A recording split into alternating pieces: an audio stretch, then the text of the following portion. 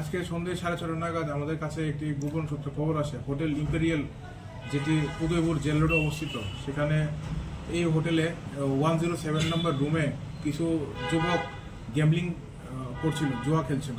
তৎক্ষণাৎ আমাদের RK Pur BSF officer এবং স্টাফ ওইখানে হ্রাস করে এবং ওই রুম থেকে 7 জন যুবককে আমরা ডিটেইন করেছি।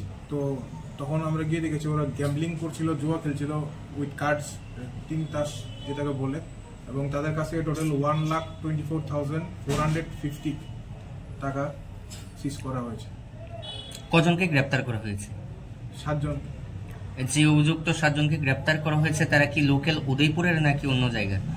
এখনো আমি যতটুকু খবর পেয়েছি ওরা বাইরে থেকে গেছিল, মিটিং বলে রুম হায়ার করেছিল, রুম রেন্ট করেছিল, কিছু একটা গ্রুপ মিটিং বলে। তো ওদেরকে হোটেল ওনার রুম একটা দিয়েছিল, 107 নম্বর রুম, তো সেই রুমে ওরা গ্যাম্বলিং করছিল। তাদের বাড়ি কোথায় ছিল? বাড়ি আমরা এখন দেখছি কোথায় ছিল। আচ্ছা, নামগুলো বলা যাবে? নামগুলা এখন আমরা রিভিল করছি। আদালত থেকে প্রেরণ করবে না, প্রসিকিউশন রিপোর্ট সাবমিট করবে।